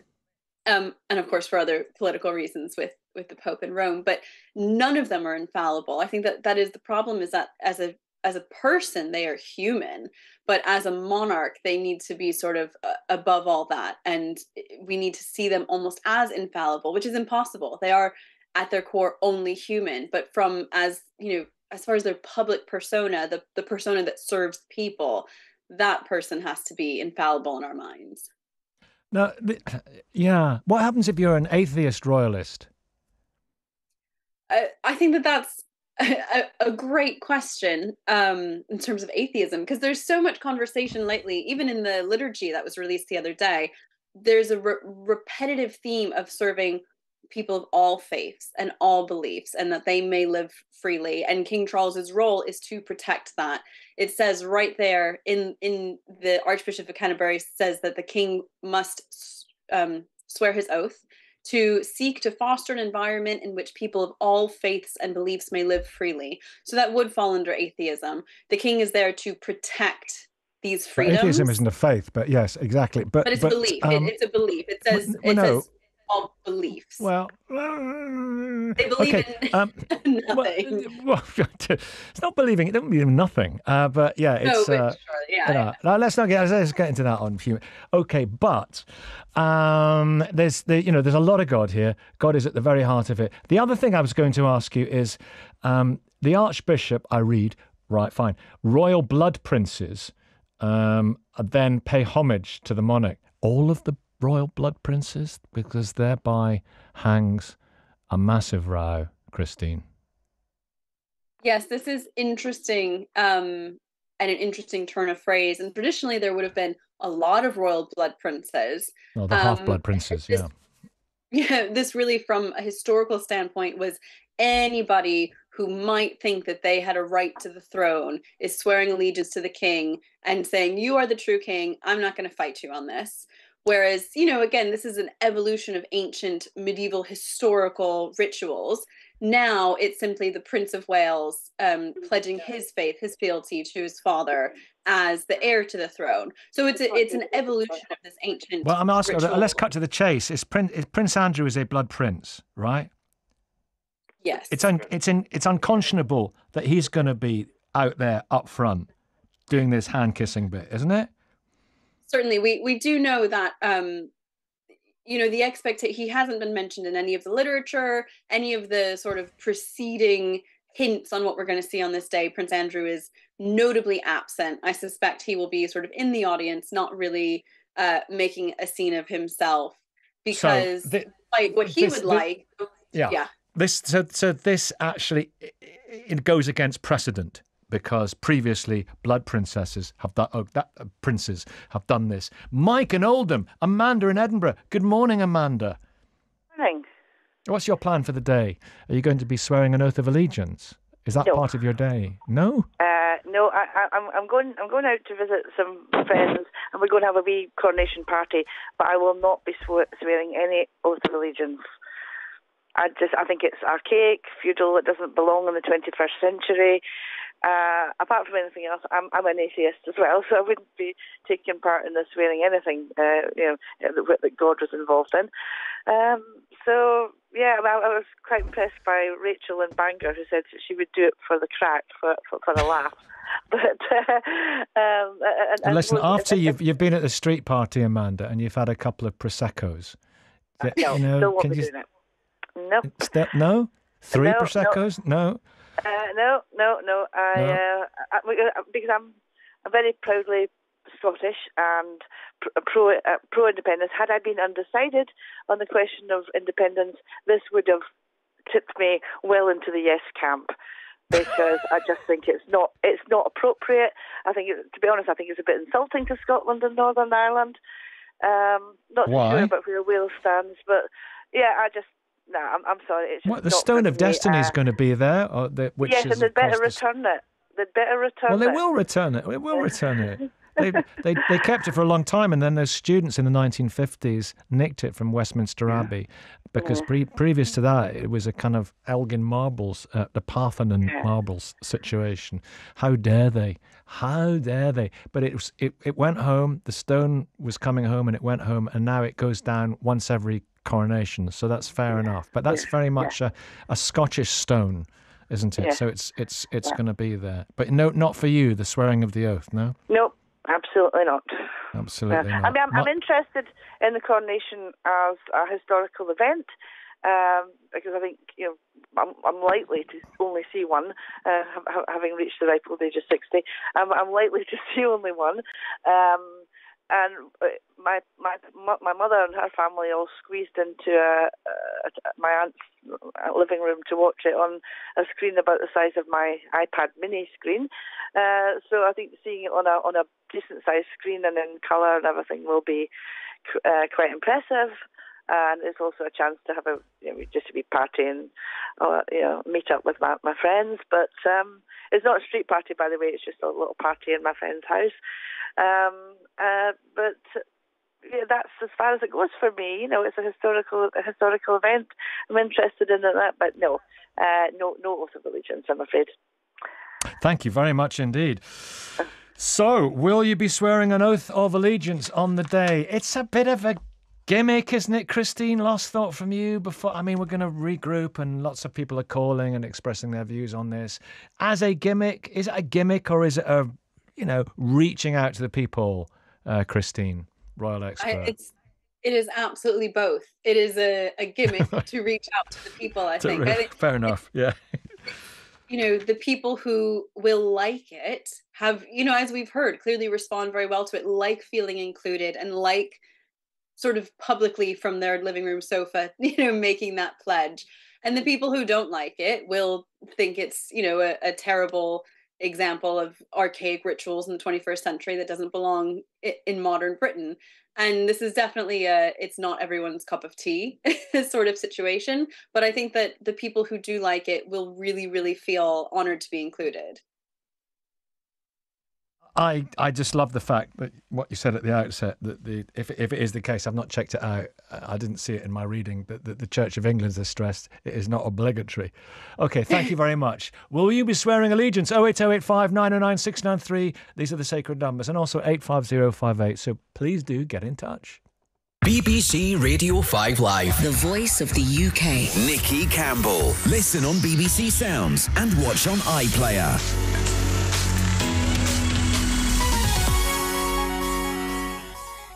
And here's the news from Matthew Bone. Thanks very much, Nikki. The NHS says staffing levels in some parts of England will be exceptionally low today because of a strike by nurses.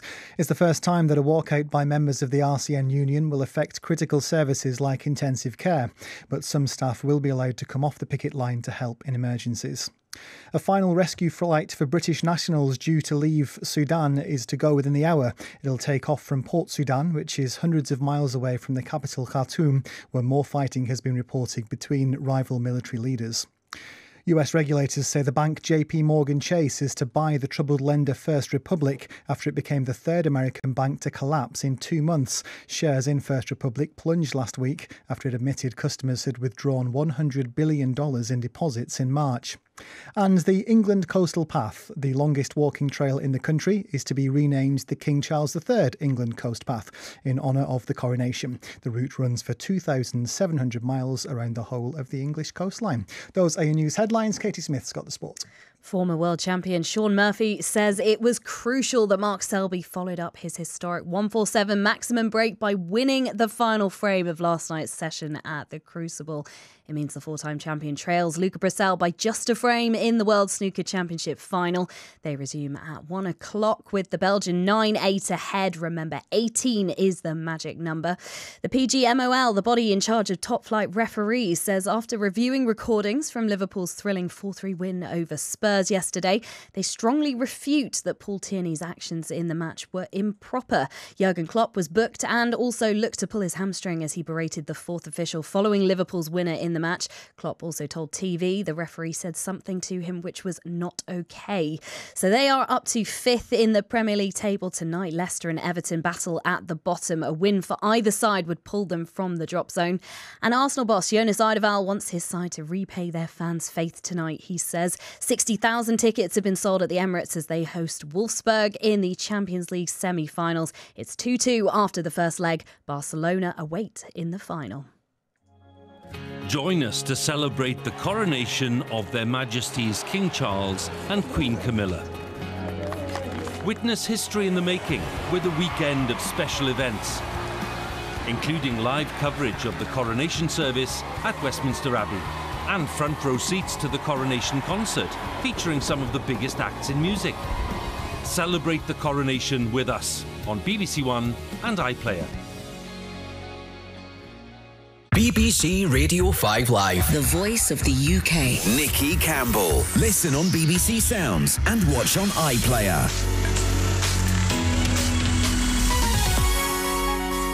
The coronation will be televised and on the 5 Live as well. Now, some texts. Let me see now. Here we go. I will not swear allegiance to Camilla, but I would be honoured to swear allegiance to His Majesty King Charles and to his heirs and successors.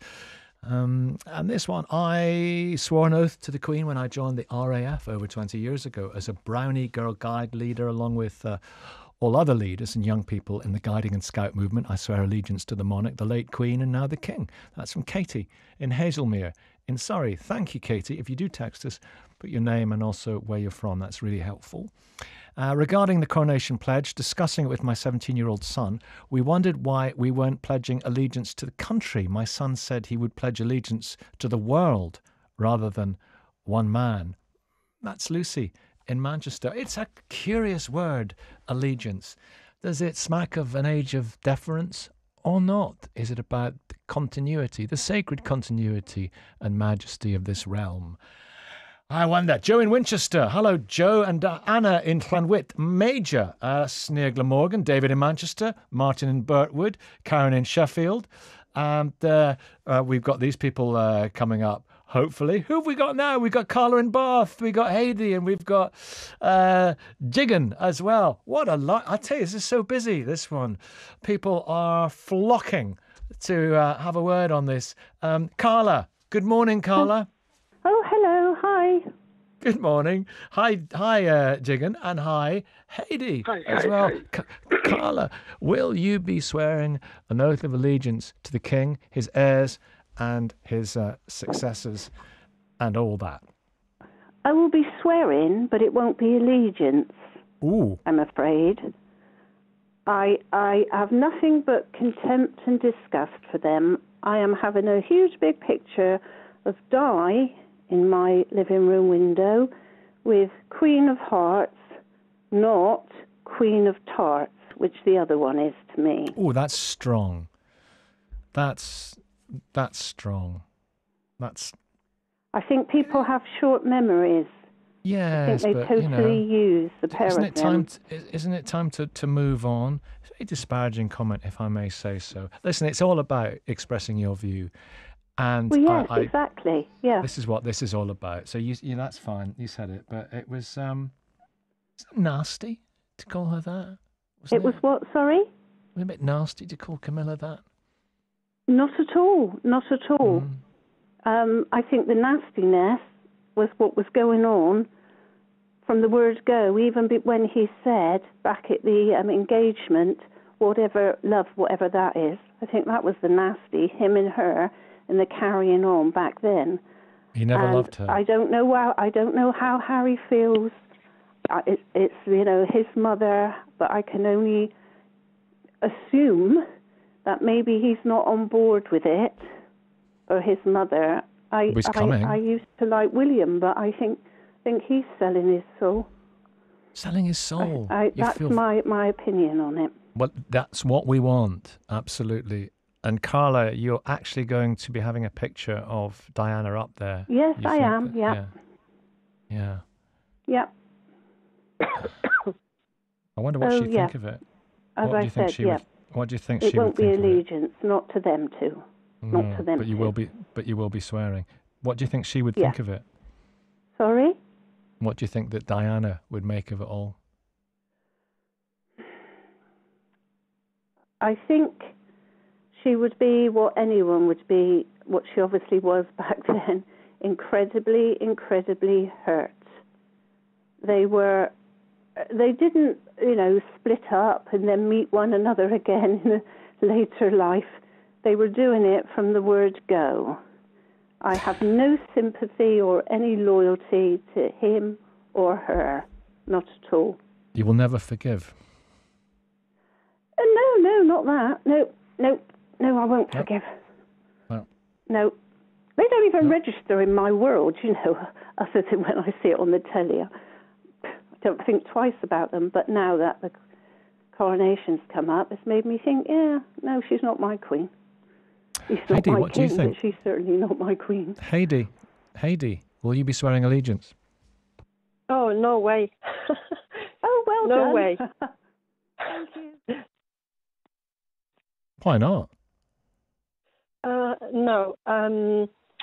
The royals have so much power, and they look like it's a parade for tourism and, all sympathy for the king and the royals. But don't forget, they receive a red box full of proposals that are going to be discussed in government. And the king or queen, they can influence that. So for somebody holding that power to influence and to keep privilege for his family and his Middle Eastern friends and all that, no way. His Middle Eastern friends. That's an interesting little... Yes, and also, according to the Humanist UK, the majority of the country is not religious. So if we don't believe on a God, and the king or queen are appointed by a god. So how that represents the will of the people. So they're not going to be, the richest they're not going to surrender their privileges. Appointed and then anointed. Yeah. So that's, so God, this is God's choice. That's the thing, isn't it? What? Yeah. Well, God can have them. What? And, did you say God can have them? Yeah. Yeah, take them away, please. And this is all a celebrity parade just to, gain more popularity with the people, all this coronation, whatever. And no allegiance at all. No. I don't feel like my voice is represented there. I believe more in the elections and a government that we have representation. The rest, will you be watching it? Including the House of Lords and all the... I understand that. Will you be watching it? Maybe not. Maybe when I'm changing channels, I prefer a movie, to be honest. Karen in Sheffield, will you be swearing an oath of allegiance? People like Heidi are not impressed with. Absolutely. Absolutely, 100%. Because I think people form somewhat selfish views regarding the royal family. They mistake, that they compare their riches that they the royal family have, to what they haven't got. That's the first thing. And they get personal. And they miss the point that the royal family is the backbone of this country, and the impact it has across the world is immense. And this country doesn't have the title of Great Britain for nothing. The royal family it means is greater what has made, Britain, bigger. Yeah. Okay. It's what unified let me ask you this. country. Yeah, well, let me ask you, what does allegiance mean? If you swear it, what does it entail? Or are these just empty words? How does your allegiance, how will it manifest itself? My allegiance is that I support the royal family and what it represents for this country. Not me personally, not what it represents for me personally, what it means for this country, to keep this country strong, to keep the government in check. Without the royal family, the government is just there doing its thing. Do you think the royal family have to answer to the crown? Do you think the royal family is a check and balance to the government? I'm not sure. Give me an example. It doesn't. It's subtle. It doesn't mean that the royal family can have a political opinion and force it. It's a subtle respect, and that's what has made this country great. And when you remove that, you have a situation like America and many other countries across the world. But a raised eyebrow in a one-to-one meeting, an audience with the monarch, does not change policy. Of course it doesn't, but it's a subtle thing. It's a subtle thing that the government has to go and meet with the king or queen and sit there and know that it's, there's an eye there. Watching. Really? Yeah. Yeah. Definitely. If people thought that was the case, I think a lot of people would be outraged because they would think that was, fundamentally, incredibly undemocratic. Anna. Hello, Anna. No, Anna in Lantwith Major, are you there? Calling Anna. Hello. Oh, hello. Hi. Do you hear Karen there? It's really interesting what Karen says, but Karen will be swearing that oath of allegiance because she believes that there is something about the monarchy, the monarch, the king, the queen, that holds things in check and also is stability and continuity. What do you think, Anna? Well, I would say the same thing would be done by an elected head of state, as it happens in all the republics all over the world. And I won't be swearing any allegiance. Apologies for my croaky voice. I also possibly will not watch it.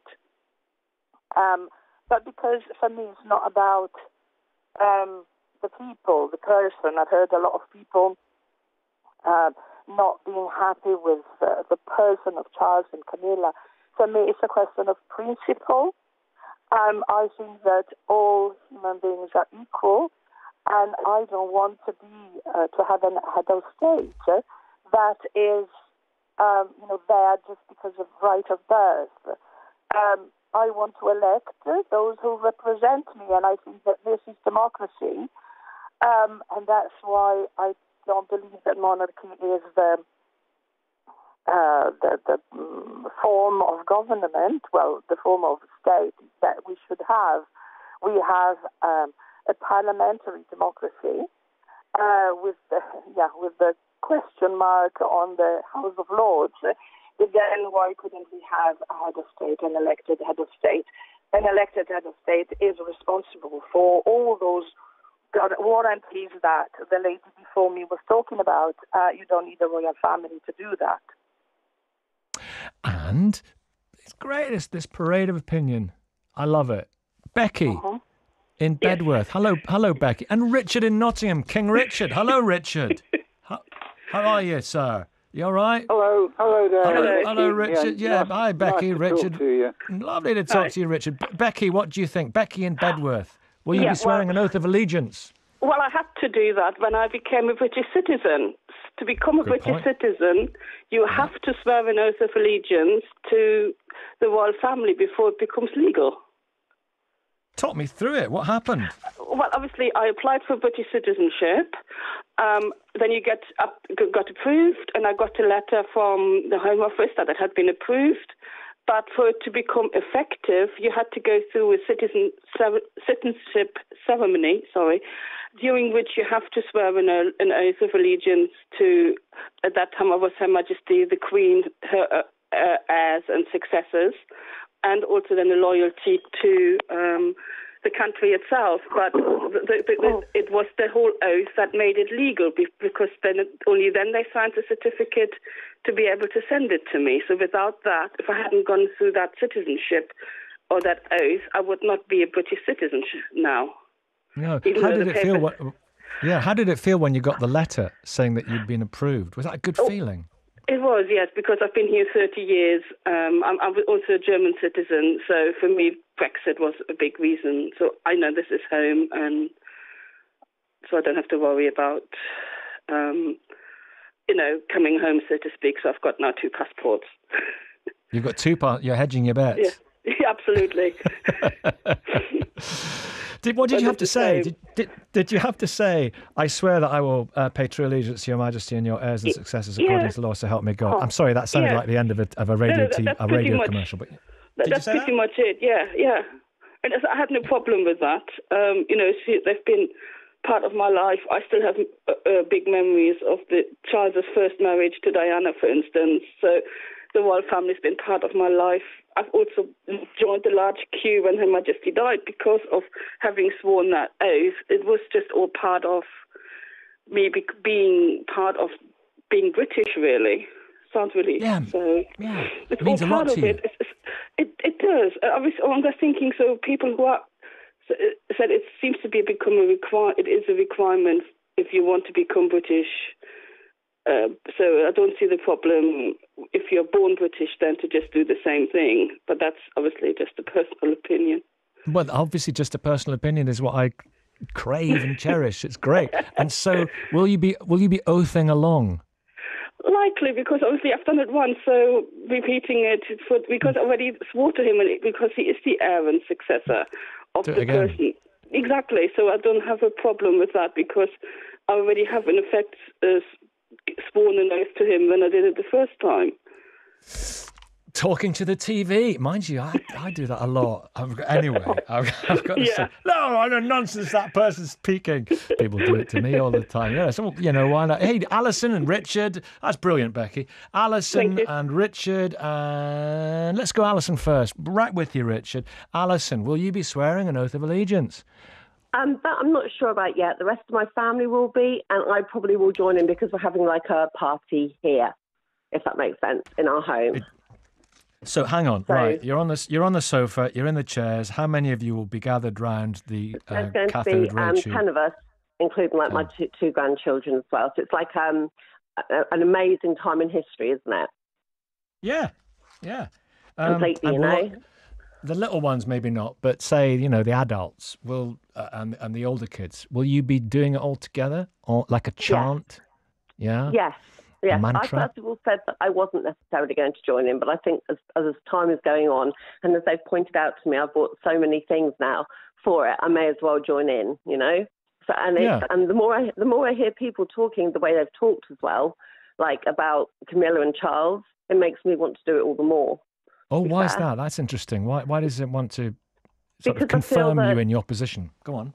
Because basically, I think it's really disgusting for people to come on and use some of the terminologies that they've used describing Camilla and Charles. There's not many families these days that haven't got a divorced, separated or something, and to keep judging somebody by that, I think it's quite disgusting actually. And the words they use, that's what made me ring in, if I'm honest. Well, I know which word you're referring to. I didn't want to be disrespectful to the person who said it, but I sort of tried to gently berate. It was very strong, wasn't it? It was very strong. I saw you trying to do that as well, by the way. Oh, thank you. Are Yeah. you watching? Okay, that's good. Yeah. It's How old's everyone going to be from 8 to 80 in your front room, kind of thing? In our front room, there's going to be myself, who's 57, and then there's going to be my husband, who's 54, and then there's our daughter, who's got the day off work. She's 31, and then there's our other daughter, 27, my son-in-law, and who's also 27, and my grandson, who's 10, and my little granddaughter, who's 5 months. Oh, wow. I'd be really interested to know what your 10-year-old grandson makes of the whole thing. Because, 10-year-olds are pretty savvy. I wonder, this God Save the King Charles. Long live King Charles. May the king live forever. Quite a few people have picked up on that plea for eternity. I think what you said was right there. They're talking about it going on forever, like through the generations, aren't they? Yeah. And let's face it, we all have something we want to live forever, and I hope by passing it down to generations it will. Yeah, that brilliantly put. Richard, good morning, sir. Good morning. Yeah. Will you be swearing an oath of allegiance on the day?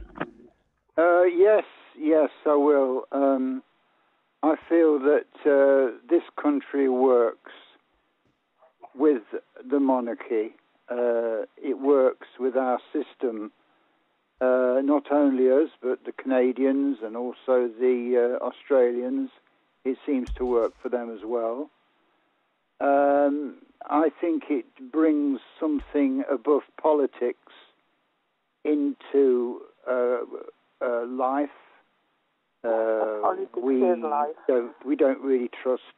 I don't trust politicians, but the monarchy seems to be trustworthy. There has been some amazing people which have fulfilled the role. George VI during the war, and also the wonderful late Queen, and Charles, I'm sure, will be an amazing king. So on the I day think it works. I'd hate. on the day you'll be raising a glass and you'll be joining in the oath of allegiance. Interesting. Was that you, Anna, in the background? I did hear a voice. I've heard a voice in the background. Was it your voice? Still small voice of calm or otherwise? Anna, was it you? Oh yes, but I was just commenting that we don't always need a king or a queen to govern the country, and other Commonwealth countries, they mainly govern by their parliamentary democracy, as I was saying earlier on. Let me just tell you what Lambeth Palace have said. That is, of course, the seat, the home of the Archbishop of Canterbury. A spokesman for Lambeth Palace, the Archbishop's office, said the homage of the people is particularly exciting because that's brand new. That's something that we can share in because of technological advances. So not just the people in the Abbey, but people who are online, on television, who are listening and who are gathered in parks at big screens and churches. Our hope is at that point when the Archbishop invites people to join in, that people, wherever they are, if they're watching at home, on their own, watching the telly, will say it out loud. This sense of a great cry around the nation, around the world, of support for the King. There's nothing in that. I suggested earlier on, I think by Christine, that they're saying it's not obligatory, but maybe they said that by the by. That says, Christine, you're still with us? Christine Ross, yes, are you? I am. Just reiterate for us, this is not obligatory, right? It's not compulsory. Right, no, just reassure people, yeah? It's not like your TV license where they'll come and find you if you don't do it. Says it there, look. Say again? We lost him. Yeah, I'm there. No, we're going to have to move. We're going to have to move on. But the continuity and the majesty and the destiny of this program is for eternity, and we'll be here tomorrow as well. So make sure you do the oath, otherwise the beef eaters will get you. Thanks very much for listening. Thank you very much for watching.